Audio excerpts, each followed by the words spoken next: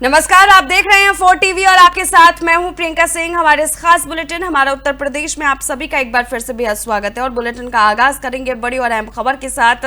बाराबंकी की तरफ सबसे पहला रुख, जहां पर जिले के विकास खंड देवर स्थित ग्राम कुसुम्बा में आज विकसित कृषि संकल्प अभियान के अंतर्गत आयोजित कार्यक्रम में उत्तर प्रदेश शासन के मुख्य सचिव मनोज कुमार सिंह ने प्रतिभाग किया। उन्होंने ग्रामीण किसानों को संबोधित करते हुए उन्नत कृषि, कम लागत में अधिक मुनाफा और कृषि उत्पादों के निर्यात को बढ़ावा देने के विभिन्न उपायों पर विस्तार से चर्चा की। मुख्य सचिव ने बताया कि भारत विश्व में लगभग 7 लाख टन अनाज और 4 लाख टन फलों का उत्पादन करता है, जो देश की कृषि क्षमता का प्रमाण है। उन्होंने कहा कि किसान कुछ भी उगा सकता है, बशर्ते उसे उसकी मेहनत का उचित मूल्य मिले। उन्होंने बताया कि नोएडा के जेवर एयरपोर्ट पर कृषि निर्यात के लिए विशेष व्यवस्था की जा रही है, जिससे किसानों को अंतर्राष्ट्रीय बाजार में फसल बेचने का अवसर मिलेगा और उन्हें अधिक लाभ मिल सकेगा। उन्होंने बताया कि उत्तर प्रदेश देश का एकमात्र राज्य है जहां 75% भूभाग पर कृषि होती है और 85% से अधिक भूमि पर सिंचित है। उन्होंने किसानों को प्राकृतिक खेती, वैज्ञानिक तकनीकों और बाजार आधारित उत्पादन अपनाने का सुझाव दिया है। इस मौके पर मुख्य सचिव ने कृषकों को मृदा स्वास्थ्य कार्ड, कृषि अनुदान प्रमाण पत्र और विभिन्न योजनाओं के प्रमाण पत्र वितरित किए। कार्यक्रम में कृषि विश्वविद्यालय अयोध्या के कुलपति विजेंद्र सिंह, निदेशक कृषि डॉक्टर जितेंद्र तोमर और पद्मश्री कृषक राम शरण वर्मा ने भी किसानों को नवाचार और तकनीकी खेती अपनाने के लिए प्रेरित किया।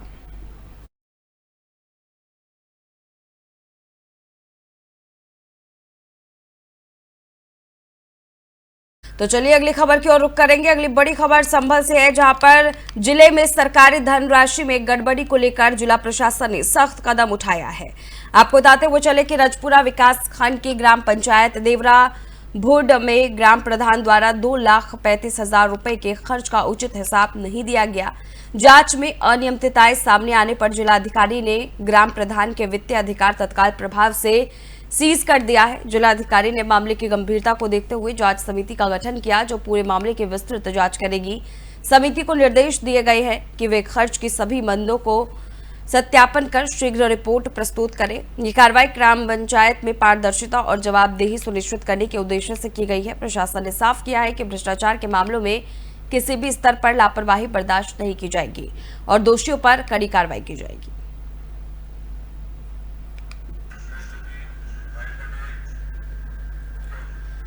तो वहीं लखनऊ के चिड़ियाघर में बढ़ती तेज गर्मी को देखते हुए जानवरों की देखभाल के लिए विशेष इंतजाम किए गए हैं। चिड़ियाघर प्रशासन ने कूलर, स्प्रिंकलर और ठंडे पानी की मैट जैसे आधुनिक उपकरणों का इस्तेमाल शुरू कर दिया है, जिससे जानवरों को ठंडक मिलती रहे और वे गर्मी से राहत महसूस करें। इन उपायों से जानवरों का स्वास्थ्य बेहतर बना हुआ है और उनकी देखभाल में सुधार हुआ है। प्रशासन ने बताया कि गर्मी के इस मौसम में जानवरों की सुरक्षा और आराम को प्राथमिकता दी जा रही है। इसके लिए चिड़ियाघर में लगातार निगरानी रखी जा रही है, ताकि किसी भी समस्या का तुरंत समाधान किया जा सके।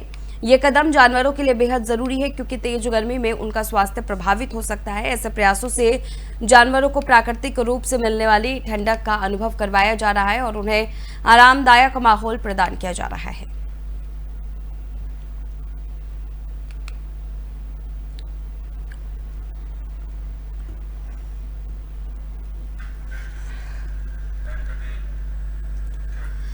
चलिए बड़ी खबर की ओर रुख करेंगे। बुलंदशहर से बड़ी और अहम जानकारी सामने आ रही है। शराब के ठेकों पर नियमों की धज्जियां उड़ाई जा रही है। बड़ी और अहम अपडेट हम आपके साथ साझा कर रहे हैं। आपको बताते हुए चले बड़ी खबर जहां पर सामने निकल करके आ रही है। बुलंदशहर से सोशल मीडिया पर इसकी तस्वीरें अब वायरल हो रही है।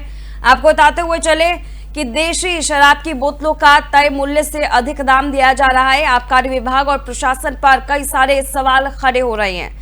वायरल वीडियो के बाद कार्रवाई की उम्मीद जताई जा रही है। बुलंदशहर के खुर्जा नगर क्षेत्र में देशी शराब की दुकानों पर नियमों की धज्जियां उड़ाई जा रही है। सोशल मीडिया पर वायरल हुए वीडियो के मुताबिक जेवर अड्डा इलाके में स्थित शराब के ठेकों पर तड़के सुबह ही शराब की बिक्री शुरू हो जाती है। नियमों को दरकिनार करते हुए दुकानदार शटर के नीचे से शराब की बोतलें ग्राहकों को सौंपते नजर आ रहे हैं। वीडियो में यह भी दावा किया गया है कि दुकानदार 75 रुपए मूल्य वाली देशी शराब की बोतल को 100 रुपए में बेच रही है, जिससे न केवल सरकारी नियमों का उल्लंघन हो रहा है, बल्कि ग्राहकों से भी खुली लूट की जा रही है। यह अवैध मुनाफाखोरी और तय समय से पहले बिक्री आबकारी विभाग और स्थानीय प्रशासन की कार्यप्रणाली पर सवाल खड़े करती है। स्थानीय लोगों का कहना है कि ये सिलसिला लंबे समय से चल रहा है, लेकिन कोई ठोस कार्रवाई नहीं हुई है। वीडियो के सामने आने के बाद अब उम्मीद की जा रही है कि जिला प्रशासन और आबकारी विभाग इस पर संज्ञान लेकर कठोर कदम उठाएंगे। पुलिस और प्रशासन की निष्क्रियता को लेकर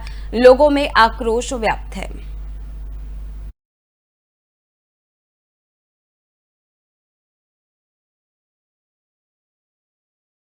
सहारनपुर के थाना सदर बाजार क्षेत्र स्थित काशीराम बस स्टैंड पर उस समय अफरा तफरी का माहौल हो गया जब एक बस में महिला से छेड़छाड़ को लेकर दो पक्षों में जमकर के मारपीट हुई। घटना बस के भीतर करीब 10 मिनट तक चलती रही, जिसमें लात घूसे और गाली गलौज की बौछारें होती रही। यात्रियों ने किसी तरह से बीच बचाव कर एक पक्ष को बस से नीचे उतारा, लेकिन तब तक माहौल तनावपूर्ण हो चुका था। हैरानी की बात यह रही कि पूरे विवाद और हंगामे के दौरान बस का ड्राइवर मूक दर्शक बना रहा, जबकि उसे घटना की गंभीरता को समझते हुए तुरंत बस को स्टैंड से बाहर निकाल देना चाहिए था, लेकिन वो बस को लेकर वहीं खड़ा रहा, मानो किसी बड़ी घटना का इंतजार कर रहा हो। यात्रियों का कहना है कि बस में महिलाएं और बच्चे भी मौजूद थे, जिन्हें इस दौरान भारी डर और परेशानी का सामना करना पड़ा। गनीमत रही कि किसी को गंभीर चोट नहीं आई है। फिलहाल पुलिस को मामले की सूचना दे दी गई है और छेड़छाड़ के आरोप में जांच की जा रही है। यह घटना बस स्टैंड की सुरक्षा व्यवस्था और प्रबंधन पर भी सवाल खड़े करते हैं।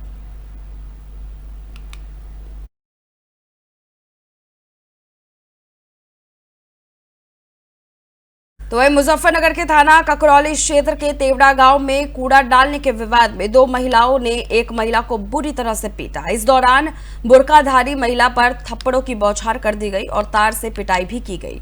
महिला से मारपीट का वीडियो सोशल मीडिया पर तेजी के साथ वायरल हो रहा है। पीड़ित महिला ने थाने में तहरीर देकर कार्रवाई की मांग की है। पुलिस ने मामले की जांच शुरू कर दी और दोषियों के खिलाफ कार्रवाई करने की बात कही जा रही है। वीडियो में देखा जा सकता है कि दो महिलाएं पीड़ित महिला को मार रही हैं और उसे गालियां दे रही हैं। इस दौरान आसपास के लोग भी जमा हो गए, लेकिन कोई भी बीच बचाव करने नहीं आया। पीड़ित महिला का आरोप है कि दबंग महिलाओं ने उसके साथ मारपीट की और उसे जान से मारने तक की धमकी दी है। पुलिस ने पीड़ित महिला की तहरीर के आधार पर मामले की जांच शुरू कर दी है और जल्द ही आरोपियों को गिरफ्तार करने का दावा किया जा रहा है।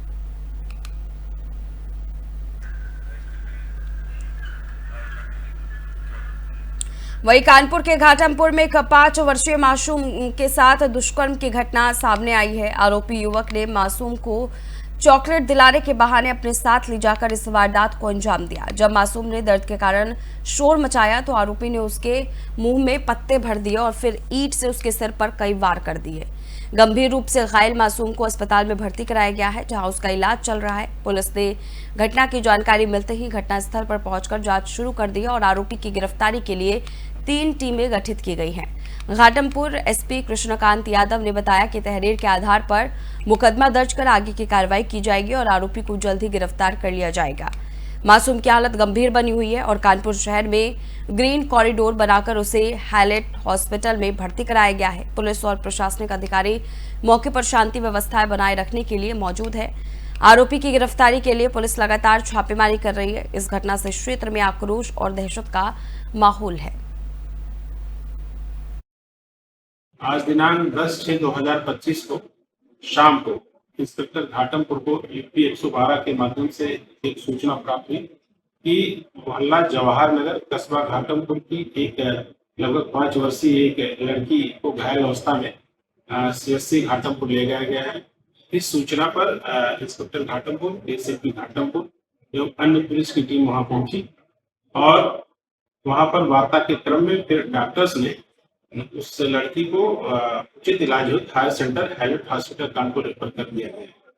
प्रकरण की गंभीरता के दृष्टिगत कानपुर शहर में ग्रीन कॉरिडोर बना करके पीड़िता को तत्काल हैलेट हॉस्पिटल में एडमिट कराया गया, जहां उसका इलाज चल रहा है। मौके पे सभी उच्चाधिकारी मौजूद हैं।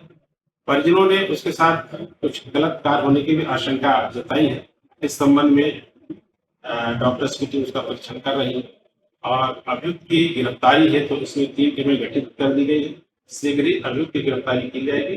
अभी तहरीर प्राप्त नहीं है, तहरीर प्राप्त करके इसमें उचित धाराओं में अभियुक्त वही सोनभद्र के चौपन थाना क्षेत्र के पैका गांव में जमीनी विवाद को लेकर दो पक्षों में खूनी संघर्ष हो गया। इस दौरान दबंगों ने लाठी डंडों से दूसरे पक्ष के लोगों पर हमला कर दिया, जिसमें कई लोग लहूलुहान हो गए। हमले में महिलाओं को भी नहीं बख्शा गया, उन्हें बुरी तरह से पीटा गया। वीडियो बनाने वाले व्यक्ति को भी दबंगों ने निशाना बनाया। हैरानी की बात यह रही कि हमला उस वक्त हुआ जब मौके पर लेखपाल मौजूद थे। इसके बावजूद दबंगों ने उनके सामने ही हमला कर दिया।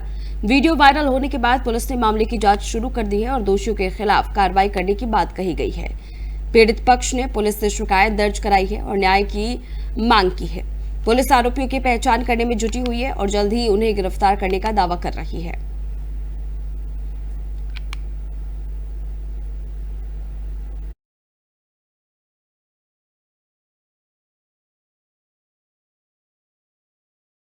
जौनपुर जनपद के चंदवक थाना क्षेत्र अंतर्गत एक दिल दहला देने वाली घटना सामने आई है। गोमती नदी के पटरक्षा घाट पर नहाने गए बाप बेटे की डूबने से दर्दनाक मौत हो गई। मृतकों की पहचान तेज प्रताप सिंह और उनके बेटे रियांश के रूप में हुई है। बताया जा रहा है कि दोनों बीते दिन नहाने के लिए घाट पर गए थे, जहां अचानक गहरे पानी में चले जाने से दोनों डूब गए। घटना की जानकारी मिलते ही थाना प्रभारी सत्यप्रकाश सिंह भारी पुलिस बल और गोताखोरों के साथ मौके पर पहुंचे। काफी प्रयासों के बाद बच्चे का शव बनसत्ती घाट पुल के पास बरामद किया गया है और उसे सामुदायिक स्वास्थ्य केंद्र बीरीवारी ले जाया गया है, जहां डॉक्टरों ने उसे मृत घोषित कर दिया है। कुछ घंटों की मशक्कत के बाद तेज प्रताप सिंह का शव भी बरामद कर लिया गया है। पुलिस ने दोनों शवों का पंचनामा भरकर पोस्टमार्टम के लिए भेज दिया। इस हृदय विदारक हादसे के बाद पूरे क्षेत्र में शोक की लहर है। पुलिस मामले की छानबीन कर रही है ताकि घटना की पूरी सच्चाई सामने लाई जा सके। नदी किनारे सोनू तेज प्रताप सिंह सोनू और उनका पुत्र लेकर नहाने गए थे। नदी किनारे नदी में डूबने की सूचना मिली। हम लोग गए मौके, चौकी इंचार्ज साहब भी मौके थे और सारे सिपाही मौजूद थे। 1.5-2 घंटा तक प्रयास किया गया लेकिन नहीं मिला। पता चला बनसत्ती पुल के सामने बच्चे का शव है, तो यहाँ हम लोग आए, जो शव बरामद हुआ। अभी शव की खोज चल रही है। यहाँ पे एक पड़छा गांव के सोनू नाम के युवक थे। वो अपने बच्चे के साथ नदी में नहाने गए थे दोपहर के करीब 2 से 3 बजे के बीच में। उसी के नहाने के दौरान वो नदी में डूब गए। अच्छा, तो कैसे आपको पता, मतलब उनको पता कैसे चला कि वो उनका एक छोटा भांजा भी उनके साथ गया था। वो नहाने नहीं गया, वो बाहर ही खड़ा था। उसने जब डूबते हुए अपने मामा को देखा तो जाके पूरी घटना परिजनों को बताई। अभी डेड बॉडी वगैरह कुछ बरामद हुई? बच्चे की डेड बॉडी अभी बरामद हुई। तो बच्चे का क्या नाम है? रियांश। तो अभी कौन अभी रह गया डेड बॉडी में जिसकी पता? तेज प्रताप उर्फ सोनू। अच्छा। तो कितने बजे घटना आपने बताया? नदी किनारे सोनू तेज प्रताप सिंह सोनू और उनका पुत्र लेकर नहाने गए थे। नदी किनारे नदी में डूबने की सूचना मिली। हम लोग गए मौके, चौकी इंचार्ज साहब भी मौके थे और सारे सिपाही मौजूद थे। 1.5-2 घंटा तक प्रयास किया। और चलिए आगे बढ़ेंगे। हरदोई में एक दुकान और गोदाम में आग लगने से हड़कंप मच गया। ये आग लगभग देर रात 2:19 पर पीसीआर द्वारा सूचना मिलने के बाद शुरू हुई। अग्निशमन अधिकारी सुशील कुमार ने बताया कि सूचना मिलने के तुरंत बाद 3 दमकल गाड़ियां मौके पर भेजी गई और आग बुझाने के प्रयास जारी रहे। उन्होंने बताया कि आग पर काबू पा लिया गया है और किसी के हताहत होने की कोई खबर नहीं है। प्रारंभिक जांच में ऐसा प्रतीत हो रहा है कि आग शॉर्ट सर्किट के कारण लगी थी। आग लगने के कारण दुकान और गोदाम को काफी नुकसान पहुंचा है, लेकिन किसी की जान बचाने में सफलता मिली है।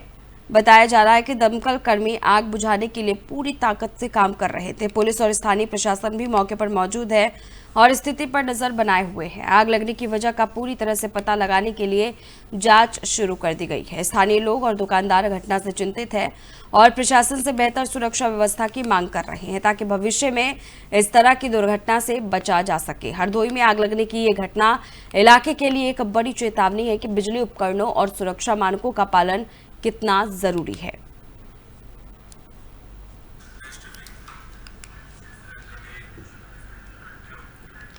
और चलिए आगे बढ़ेंगे। देवरिया के सुखंदू थाना के मुजरी गांव में हुए आदित्य गौड़ की हत्या का पुलिस ने सफलतापूर्वक खुलासा कर दिया है। पुलिस ने इस मामले में गांव के ही 3 अभियुक्तों को गिरफ्तार किया है। जांच में पता चला कि मृतक आदित्य गौड़ अक्सर गांव में एक लड़की को फोन पर परेशान करता था, जिससे मामला विवाद में बदल गया। पुलिस ने अभियुक्तों के कब्जे से चाकू, फोन और खून में सनी हुई 2 शर्ट बरामद की है जो हत्या की गवाही दे रहे हैं। ये सबूत हत्या की गंभीरता को दर्शाते हैं और पुलिस की जांच में अहम भूमिका निभा रहे हैं। पुलिस अधीक्षक ने बताया कि आरोपियों के खिलाफ कड़ी कार्रवाई की जाएगी और दोषियों को कानून के कटघरे में लाया जाएगा। मृतक के परिवार को न्याय दिलाने के लिए सभी संसाधन लगाए जा रहे हैं। ये मामला पूरे क्षेत्र में इस वक्त चर्चा का विषय बना हुआ है।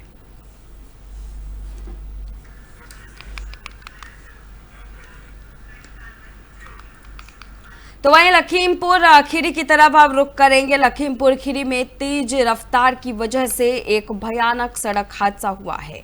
फरधाना थाना क्षेत्र के लालपुर बैरियर के पास एक पिकअप और निजी बस की आमने सामने टक्कर हो गई, जिसमें 3 लोगों की मौके पर ही मौत हो गई और 10 लोग गंभीर रूप से घायल बताए जा रहे हैं। हादसे के बाद पिकअप में फंसे लोग तड़पते नजर आए। आपको बताते हुए चले कि इसके अलावा सड़क खून से लथपथ रहा और मौके पर चीख पुकार सुनाई दे रहा था। स्थानीय लोग तुरंत मौके पर पहुंच गए और घायल यात्रियों को बचाने के लिए गाड़ी में फंसे लोगों को बाहर निकालने की कोशिश करने लगे। सूचना मिलने पर पुलिस भी मौके पर पहुंची और राहत और बचाव कार्य शुरू किया गया। घायल यात्रियों को तत्काल जिला अस्पताल पहुंचाया गया, जहां उनकी हालत गंभीर बताई जा रही है।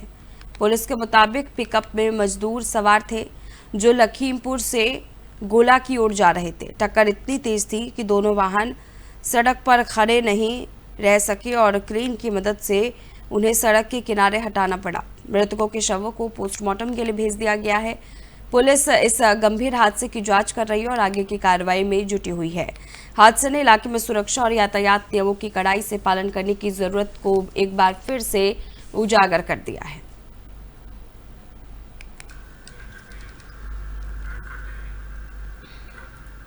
तो वहीं हापुड़ जिले के नगर कोतवाली क्षेत्र अंतर्गत गढ़गेट चौकी के पास एक नाले में युवक का शव मिलने से पूरे इलाके में हड़कंप मच गया। मृतक की पहचान वरुण शर्मा निवासी तकसराय के रूप में हुई है। शव की हालत देख करके अनुमान लगाया जा रहा है कि यह घटना 4 से 5 दिन पुरानी हो सकती है।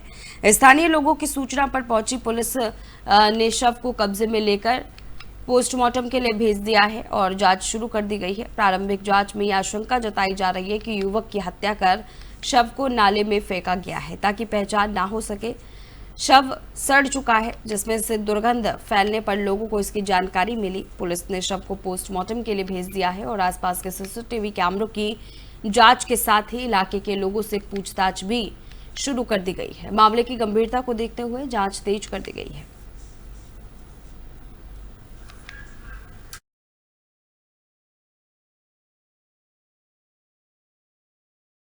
सेकेंड वर्ल्ड वॉर के बाद विश्व के लगभग सभी देश गुलामी और उपनिवेशवाद की जंजीरों से मुक्त हो रहे थे, लेकिन 2 ऐसी महाशक्तियां इस समय रही जिनमें अमेरिका और सोवियत संघ का नाम आता है, जिन्होंने वैश्विक सत्ता के रूप में आगे बढ़ चढ़ करके अपना दमखम दिखाया और अपने अपने विचारधाराओं को दुनिया के अन्य देशों पर थोपने लगी। इसी समय 1947 में आजाद हुआ भारत ना तो पूरब के गुट में शामिल हुआ ना ही पश्चिम के, लेकिन कुछ समय के बाद भारत ने विश्व स्तर पर चाइना के साथ मिलकर के RIC का फॉर्मेट तैयार किया। हालांकि समय के साथ चीन की बढ़ती महत्वाकांक्षा और विभिन्न अंतर्राष्ट्रीय परिस्थितियों ने इस ट्रॉइका को प्रभावित किया। आज एक बार फिर से इस ट्रॉइका की चर्चा हो रही है। इसके पीछे की वजह क्या है, क्यों बार बार ट्रॉइका का नाम सामने निकल करके आ रहा है और ट्रॉइका आखिरकार था क्या, जरा समझिए इस रिपोर्ट के जरिए। राजनीतिक दिशा दशा बदलने और पश्चिमी देशों के बढ़ते दबाव ने दक्षिण पश्चिम देश खासकर भारत, रूस और चीन को यह एहसास दिलाने लगा है कि ये पश्चिमी देश हमें आपस में लड़ाने का काम कर रहे हैं। ये कूटनीतिक और आर्थिक हित को साधने के लिए हम विकासशील देशों का शोषण कर रहे हैं। इसलिए इन देशों ने एक ऐसे संगठन बनाने पर बल दिया जो पश्चिमी देश खासकर अमेरिका को उसी की भाषा में जवाब दे सके। आपको बता दें कि इसकी स्थापना 1990 के दशक में रूस के पूर्व प्रधानमंत्री येवगेनी प्रिमाकोव की पहल पर हुई थी। इस फॉर्मेट की स्थापना के बाद से अब तक करीब 20 बार से ज्यादा मंत्री स्तर की बैठकें आयोजित हो चुकी है। ये बैठकें न सिर्फ विदेश नीति के प्रमुखों के स्तर से संपन्न हुई, बल्कि इसमें तीनों देशों की आर्थिक, व्यापारिक और वित्तीय एजेंसियों के प्रमुखों के स्तर पर बैठकें आयोजित हुई। अब आते हैं हम अपने पहले सवाल पर कि आरआईसी ट्रोइका फॉर्मेट क्या है। आपको बता दें, आरआईसी ट्रोइका फॉर्मेट रसिया, इंडिया, चाइना का एक ट्रायंगल है। यह एक तरह का रणनीतिक गठबंधन था जिसका उद्देश्य वैश्विक राजनीति में स्वतंत्र आवाज उठाना और अपनी अपनी राष्ट्रीय सुरक्षा और विकास के हितों की रक्षा करना था। दूसरा सवाल कि आखिर यह कमजोर क्यों हो गया, तो आपको बता दें, तीनों देशों की अपनी अपनी जरूरत है जिसे हल करने पर कभी किसी के द्वारा बल नहीं दिया गया। इसके विपरीत चाइना के द्वारा समय समय पर भारत के साथ संबंधों में तनाव देखा गया। आपको याद हो कि साल 2020 की वह घटना जब चाइना ने अपनी विस्तारवादी नीति के कारण भारत के साथ झड़प किया। दरअसल भारत और चीन के बीच साल 2020 में गलवान घाटी में हुए सैन्य विवाद के बाद से आरआईसी ट्रोइका को स्थगित कर दिया गया था। हालांकि अक्टूबर 2024 में रूस के कजान में आयोजित ब्रिक्स समिट के दौरान प्रधानमंत्री नरेंद्र मोदी और चीनी राष्ट्रपति शी जिनपिंग की मुलाकात में दोनों नेताओं ने दोनों देशों के द्विपक्षीय रिश्तों में सुधार की आवश्यकता जताई थी।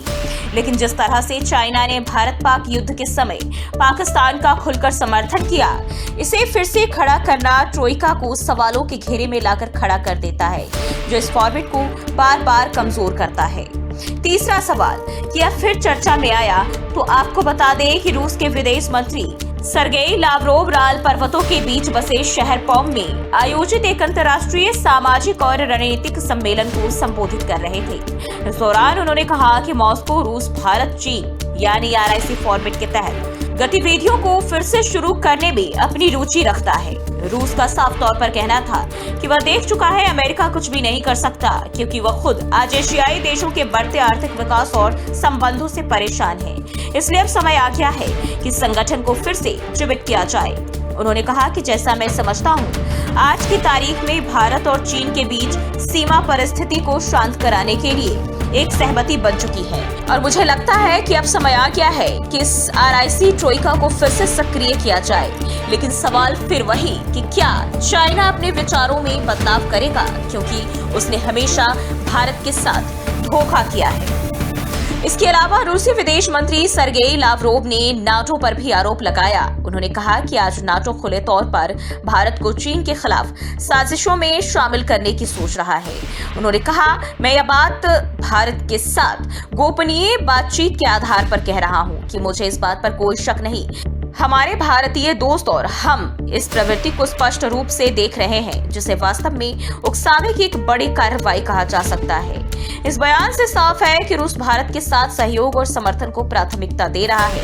वहीं चीन के प्रति रूस की कुछ शंकाएं अभी भी बनी हुई है।